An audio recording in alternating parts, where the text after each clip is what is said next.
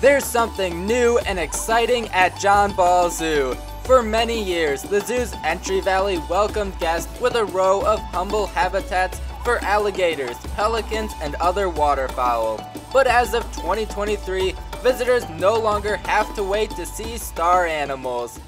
Plans to redevelop the entry valley first appeared in the zoo's 2015 master plan, which called for an exhibit for American black bears that would have featured an overhead walkway. But somewhere along the line, those plans dramatically changed, and in April of 2022, the zoo officially announced that this space would become the home of Pygmy Hippos. And nothing against black bears, but in my opinion, this is a much more exciting addition, and does make John Ball the only AZA zoo in Michigan to currently display any kind of hippo. With that said, before we get started, I'd like you all to answer this question in the comments. What new zoo exhibit that already has or will be opening in 2023 are you most excited about?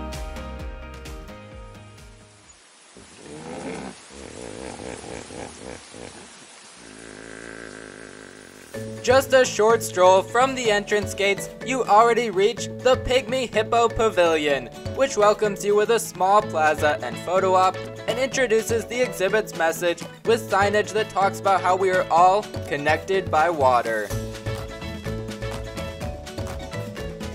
Within just a few more steps, you're brought inside to the main event, where there's more informational signage, but the reason everyone comes in here is an elevated riverbank giving a split level above and underwater view.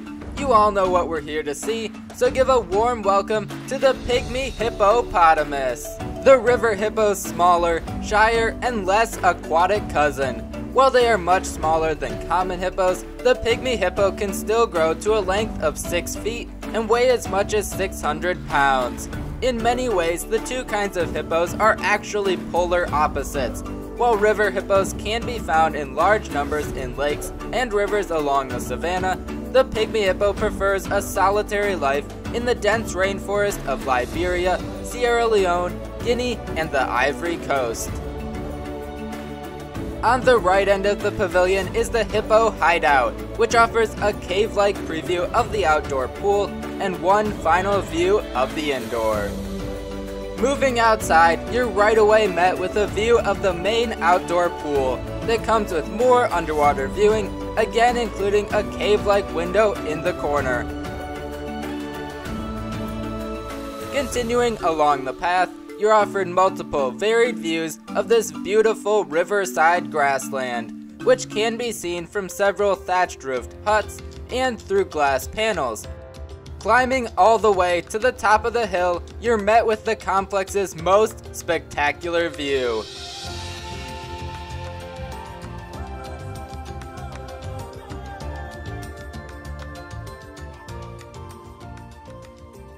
The Pygmy Hippos actually aren't the only new animals the zoo brought in for this exhibit. So in the morning, I saw their new pair of white storks. The white stork is a widespread migrating bird that spends the summers breeding in Europe before traveling south to sub-Saharan Africa for the winter. They are an ideal species to share this habitat since they also prefer to live along riverbanks, swamps, and grasslands. Placed around the outdoor yard is more fantastic signage, including one where you can hear a white stork's vocalization, if the zoo's pair, Ned and Miss K, aren't kind enough to serenade you themselves.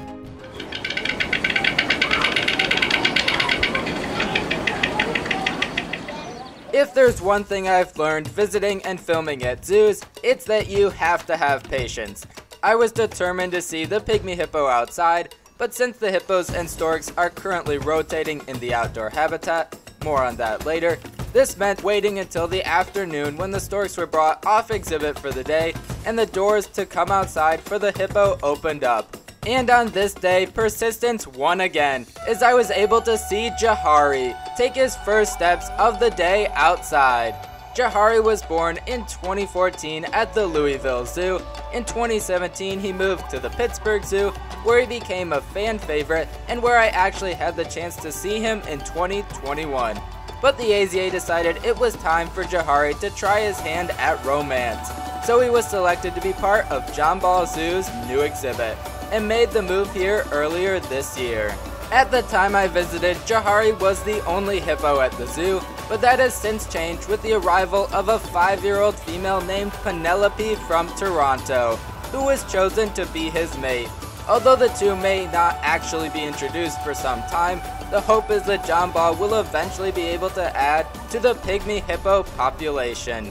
Speaking of, one final difference between pygmy and common hippos. Per the IUCN, the river hippo is currently listed as a vulnerable species, with a population that still numbers over 125,000 individuals. The pygmy hippo, on the other hand, is endangered, with only around 2,500 remaining, which makes it all the more special to have two right here in Grand Rapids. Finally, as some of you may know, the original plans called for this to be a mixed species habitat that would have featured not only the pygmy hippos and storks, but also the unique semi-aquatic Sitatonga antelope, all coexisting together, which would have been a unique mix among US zoos. Unfortunately, it seems that Jahari wasn't too keen on sharing his new home. An important reminder that zoo animals are still wild animals and can be unpredictable. While it is disappointing that these plans were not able to come to fruition, I still consider this new complex to be an excellent addition at John Ball Zoo, and it seems the zoo might not be done adding to their African collection, since I have heard rumors that more African expansions are coming in the future, possibly including giraffes or painted dogs. For now, let me know what you think of John Ball Zoo's newest attraction in the comments, and stay for a preview of the next tour, which you won't want to miss.